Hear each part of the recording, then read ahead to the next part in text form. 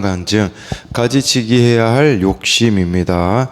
저는 30년간 운동선수로 살면서 힘든 일이 많았습니다. 그때마다 하나님은 제게 내가 너와 함께하고 있다고 말씀해 주셨고, 저는 그것을 믿고 선수 시절 내내 참포도나무이신 예수께 붙어 있을 수 있었습니다. 그래서 수많은 시합에서 우승할 때마다 하나님께 영광을 돌렸고, 승리의 열매와 부의 잎사귀들도 맺게 되었습니다. 그러다 은퇴를 앞두고 하나님은 제게 임시 코치직을 허락해 주셨습니다. 하지만 저는 감독님과 선수들과의 불화로 하루아침에 해고를 당했습니다. 지금까지 하나님이 함께 하셔서 승승장구했다고 생각했기에 이 일이 도무지 이해되지 않았습니다. 그러자 불평과 원망의 마음이 들면서 심한 우울증과 공황이 찾아왔습니다. 평생 운동만 해온지라 다른 일을 하는 것은 생각도 못했고 그저 하나님께 배신당했다는 느낌이 들면서 괴로웠습니다. 그래서 나도 하나님과 연결된 가지를 끊으리라 하며 말씀에 눈을 감고 귀를 닫았습니다. 그럼에도 농부이신 하나님은 그런 저를 믿음의 공동체를 통해 양육해 주셔서 다시 포도나무에 접붙여 주셨습니다. 그렇게 메마른 제 마음에 말씀의 위로와 사랑이 공급되니 저의 죄가 보였습니다. 나를 정식 코치로 만들어줄 분은 감독님밖에 없다는 생각에 하나님보다 감독님을 더 의지했던 것입니다. 그리고 포도나무 가지로서 포도가 아닌 다른 열매까지 맺으려고 한 저의 욕심을 깨닫고 회개할 수 있었습니다. 그 후 하나님은 저의 재능을 살릴 수 있고 정년이 보장된 직장으로 인도해 주셨습니다. 또한 예수님은 제게 말씀에 갈급한 마음을 주셔서 공동체 안에서 다시 구원의 열매를 맺을 수 있도록 도와주셨습니다. 욕심 때문에 썩어 들어가던 저의 가지를 제거해 주신 하나님께 감사드립니다. 앞으로도 참포도나무이신 예수님 안에 거하여 사랑과 겸손의 열매를 풍성히 맺게 되길 소망합니다. 적용하기입니다. 적은 월급에도 감사하며 저희 집에서 소그룹 모임을 할 때 지체들에게 맛있는 음식을 대접하게 했습니다. 다른 사람보다 빨리 승진하려고 직장 상사에게 아부하지 않게 했습니다. 네, 여기 농부이신 하나님은 그런 저를 믿음의 공동체를 통해 양육해 주셔서 다시 포도나무에 접붙여 주시니 그러니까 이 마음의 말씀과 위로 사랑이 공급되니 죄가 보였다라고 이렇게 말해주고 있잖아요. 그래서 이렇게 회개할 수 있었다라고 말해주고 있습니다. 오늘 말씀 제목은 나의 안에 거하라라고 예수님이 말씀해 주시는데요. 예수님 안에 거하지 않으면요, 죽음이라는 것 그 자체가 이미 심판이라는 것을 알아야 합니다. 그래서 우리가 예수님 안에 거하면 그 자체를 천국을 누린다라고 하지 않습니까? 예수님 안에 거하지 않으면요, 그 자체가 이미 지옥을 누리는 삶이라고 볼 수 있고요. 이 예수님 안에 거한다라는 것은 요한복음에서는 계속해서 강조되고 있는데 바로 말씀 안에 거하는 것이라고 볼 수가 있습니다. 1절에요. 나는 참 포도나무요 내 아버지는 농부라 라고 말씀해 주고 있어요. 나는 무엇이다. 이게 마지막 이 요한복음 7개가 나오는데 그 중에 마지막이 바로 예수님이 나는 참 포도나무요 라고 말씀해 주고 있습니다. 하나님은 농부라고 하고 있는데요. 이 말씀의 배경은요, 이사야 5장 2절에 이런 말씀이 있습니다. 땅을 파서 돌을 제하고 극상품 포도나무를 심었도다. 그 중에 망대를 세웠고 또 그 안에 술틀을 팠도다. 좋은 포도 맺기를 바랐더니 들포도를 맺었도다 라고 말씀해 주고 있어요. 그러니까 이스라엘에게 하나님은 이스라엘이 이 좋은 포도를 이렇게 맺기를 기대하셨거든요. 그런데 이들은 들포도를 극상품 포도나무를 심었는데 정작 이들이 맺은 열매는 들포도였었다라는 거죠. 무슨 말일까요? 그만큼 이들이 완악하고 불순종했다라는 것이에요. 그런 의미에서 예수님이 참 포도나무시라는 것은 예수님은 바로 하나님께 철저히 순종하셨다라는 거죠. 그리고 자신의 영광이 아니라 하나님의 영광을 먼저 생각하신 참 포도나무였다라고 할 수 있습니다. 2절 3절에요.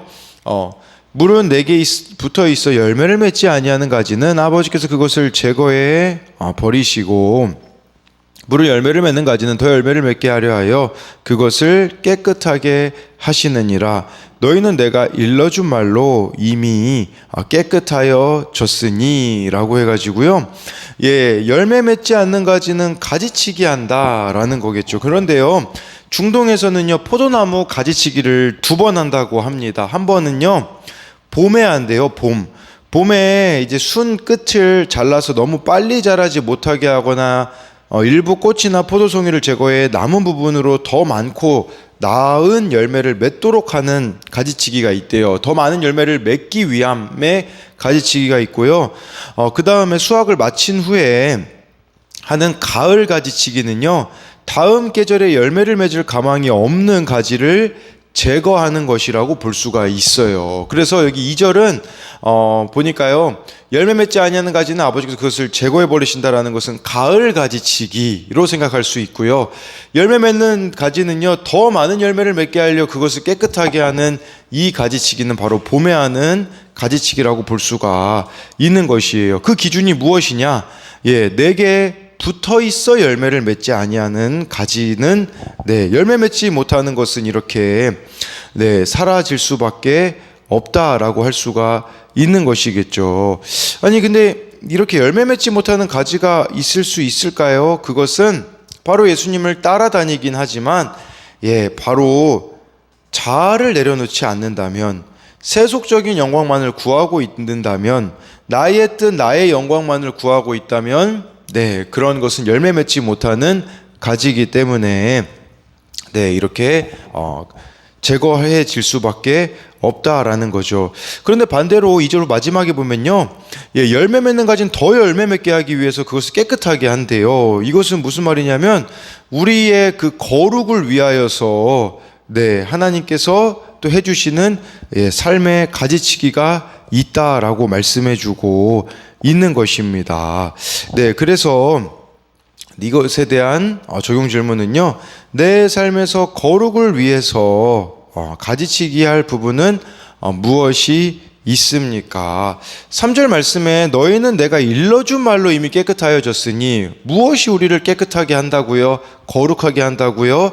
예수님이 일러준 말씀이라는 것을 3절 말씀을 보면 알 수가 있어요. 그래서 정말 거룩을 기준으로 할 때 내 삶에 이루어져야 되는 많은 열매를 맺기 위한 가지치기가 무엇이 있는지 묻고 있는 겁니다. 4, 5절을 보면요, 내 안에 거하라 나도 너희 안에 거하리라. 가지가 포도나무에 붙어있지 아니하면 스스로 열매를 맺을 수 없음 같이 너희도 내 안에 있지 아니하면 그러하리라. 나는 포도나무요 너희는 가지라. 그가 내 안에 내가 그 안에 거하면 사람이 열매를 많이 맺나니 나를 떠나서는 너희가 아무것도 할 수 없음이라 라고 말씀해 주고 있어요. 내 안에 거하라, 나도 너희 안에 거하리라는 것은 선택권이 누구에게 있다라는 뜻입니까? 나에게 있다라는 거예요. 예수님이 인격적이셔가지고요, 우리가 요한계시록에도 그런 말씀 있잖아요. 요한계시록의 3장에 볼지어다 내가 문 밖에 서서 두드리노니 누구든지 문을 열면 들어가 내가 그와 더불어 먹으리라 라는 말씀도 보면요, 문을 내가 열어야 돼요. 여기도 마찬가지예요. 내가 예수님 안에 거할 때에 예수님이 내 안에 거하시는 그런 인격적이신 예수님을, 자유의지를 가지고 우리가 정말로 이렇게 나아오기를 원하신다라는 것이에요. 그렇다면 예수님 안에 거한다라는 것은 무슨 말일까요? 3절 말씀하고 연결해 보자면 이미 일러준 말로 깨끗해졌다라는 것은 바로 하나님의 말씀에 의해 내가 영향을 받도록 허용한다라는 뜻이에요.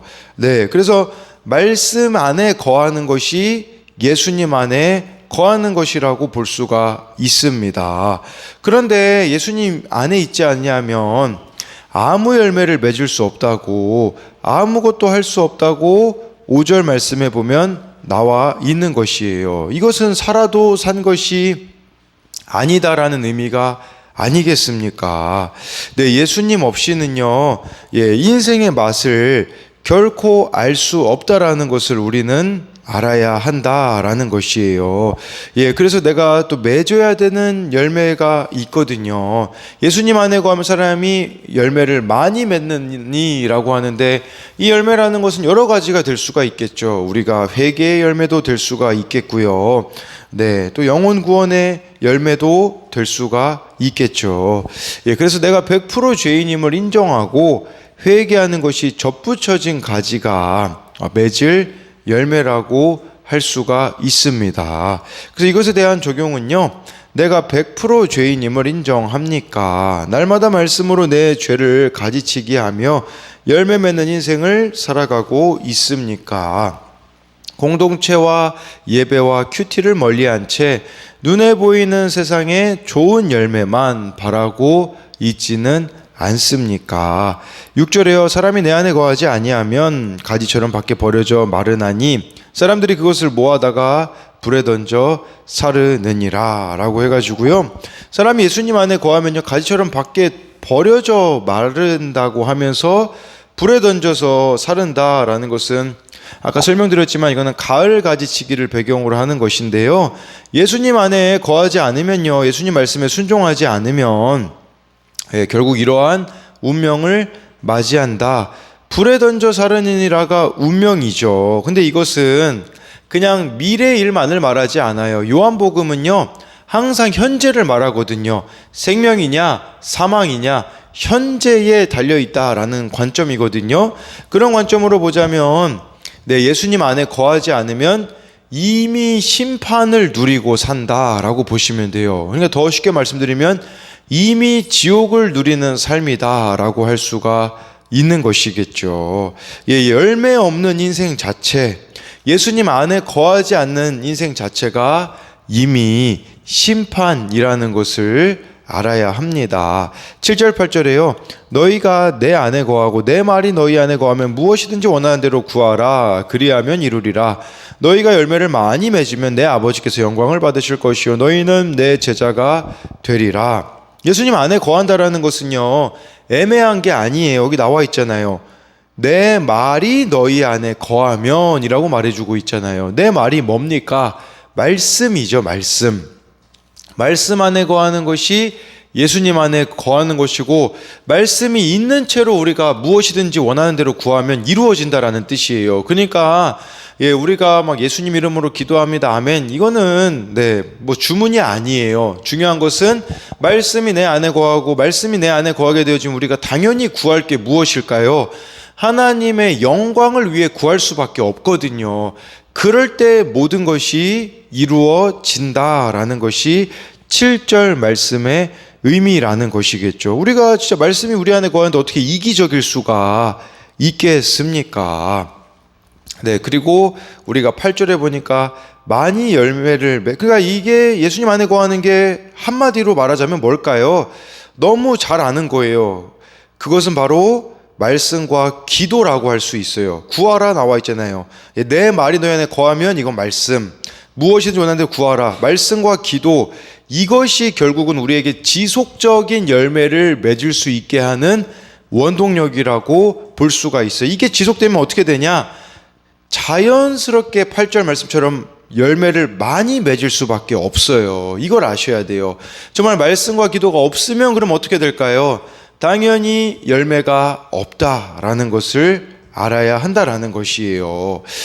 제일 사람이 예를 들어 목회자들도 그렇고요. 유명해지면 제일 먼저 끈을 놓는 게 뭘까요? 말씀의 끈, 기도의 끈을 놓아버리니 열매를 맺지 못하는 경우가 참 많이 있거든요. 우리에게는 계속해서 필요한 것은 이 말씀과 기도를 통하여서 맺는 열매들이 있어야 하고, 그게 바로 제자라고 하고 있잖아요. 8절에 너희는 내 제자가 되리라 라는 것은 말씀 기도하지 않으면요 제자가 아니라는 의미도 될 수 있지 않겠습니까?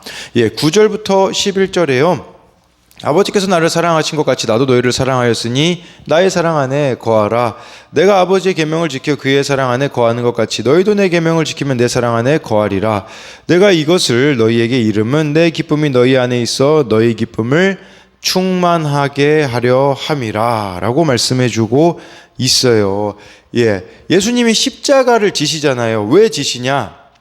하나님의 사랑을 알기 때문이거든요. 그 구절에 나와 있어요. 아버지께서 나를 사랑하는 것 같이 나도 너희를 사랑하였다라고 말씀해 주고 있어요. 그 사랑은 신뢰할 수 있는 사랑이죠. 예수님이 십자가에서 보여주신 사랑.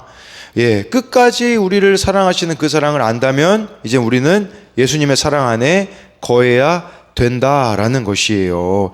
예수님의 사랑 안에 거한다라는 것은 10절에 나와 있잖아요. 예수님이 십자가 지는 하나님의 그 뜻에 순종했잖아요. 그게 바로 내가 아버지의 계명을 지키는 거잖아요. 그러니까 우리도 예수님의 계명을 지키는 자가 될 때에 바로 예수님의 사랑 안에 거하는 자라고 말씀해주고 있는 것이에요. 요한은요, 말씀을 엄청 강조해요. 요한복음도 그렇지만 요한계시록도 보면요, 요한계시록이 막 요한이 환상 중에 그냥 다 본 걸로 그냥 막 기록했다고 여러분들 생각하시면 안 되고, 요한계시록의 구약 성경을 엄청 많이 인용을 합니다. 이 사도 요한이 그만큼 말씀의 사람이었었다라는 거겠죠.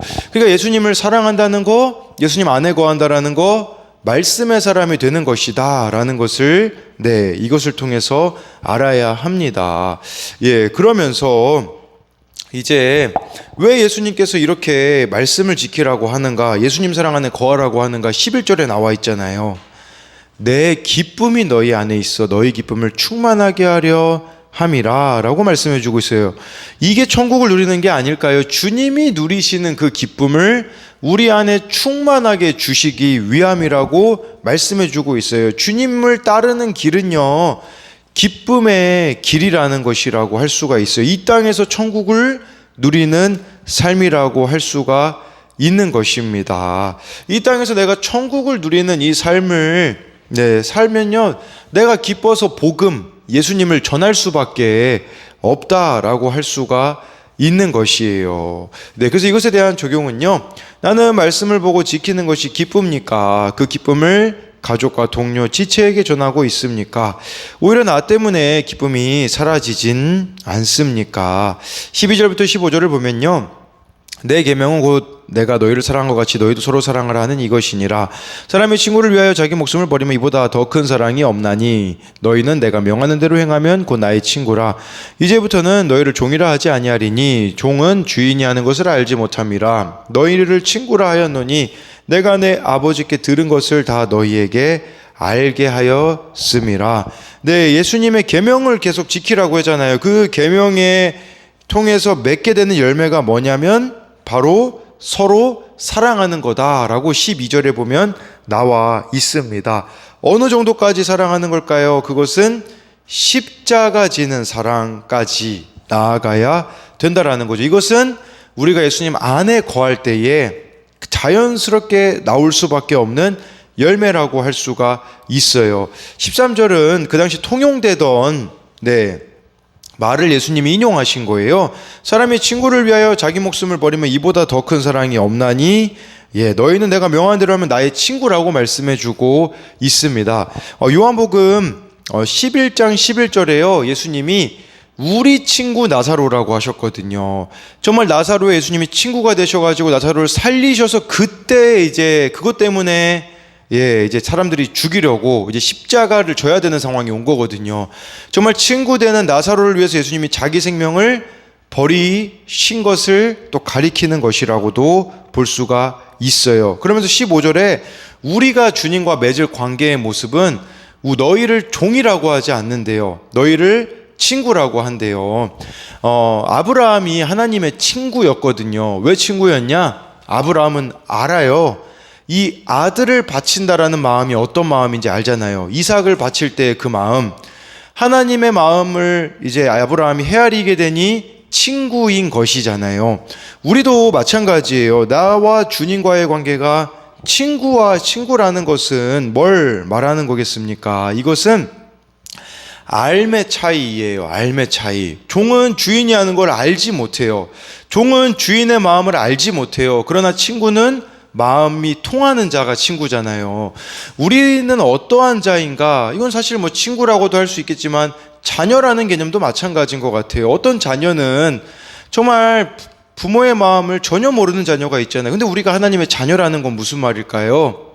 아버지의 마음을 아는 자가, 헤아리는 자가 자녀이자 25절에서 말하고 있는 친구가 아니겠습니까?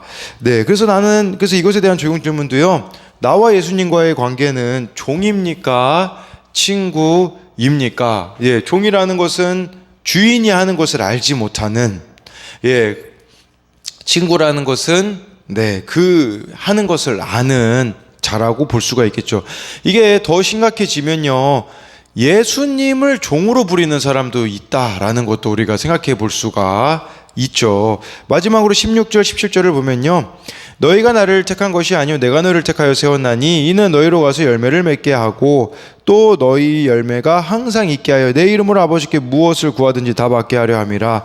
내가 이것을 너희에게 명함은 너희로 서로 사랑하게 하려 함이라 라고 해서요, 알아야 되는 거는요, 내가 예수님을 믿은 게 아닙니다.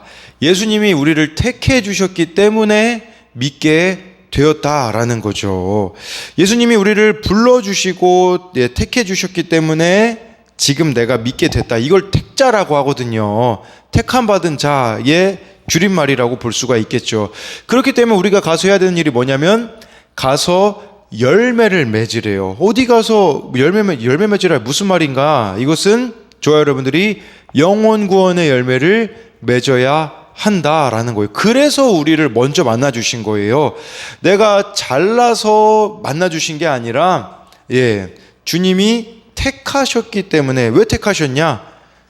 영혼 구원의 열매 맺으라고 택해 주셨다라는 거겠죠. 이게 우리의 사명이어야 돼요. 그 은혜와 사랑을 우리의 손과 발로 전하는 자의 삶을 살아가야 된다라는 것이고요.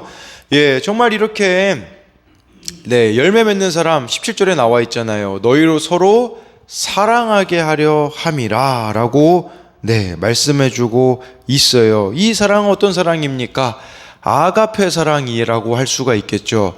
아가페 사랑은 어떤 사랑입니까? 이 아가페 사랑은 조건 없는 사랑이에요. 예수님이 우리를 조건 없이 사랑하셨던 것처럼 우리도 다른 사람을 조건 없이 사랑하는 거가 될 수가 있겠죠. 이것은 예수님 안에 거하는 사람, 말씀과 기도로 날마다 주님과 교제하는 사람은 그 열매로 다른 사람을 사랑할 수밖에 없어요. 근데 내가 주님을 사랑한다고 하는데 영혼 구원에 관심이 없다. 그것은 잘못된 사랑임을 알아야 된다라는 것이에요. 그래서 마지막으로요, 적용 질문은 내가 택자로서, 그러니까 택함 받은 자로서 주님의 은혜와 사랑을 죽기까지 전해야 할 사람은 누구입니까? 라고 해서요, 정말 서로 사랑하라 라고 예수님께서 말씀하신 것을 기억함으로써 주님 안에 거함으로써 그 누리는 기쁨을 영혼 구원으로 연결시키는 저와 여러분들이 됨으로써 날마다 예수님 안에 거하는 거 아까 말씀드렸잖아요. 내 말이 너희 안에 거하면 매일 말씀이 있어야 되고요, 구하라 기도가 있는 거, 그게 예수님 안에 거하는 것임을 잊어서는 안 됩니다.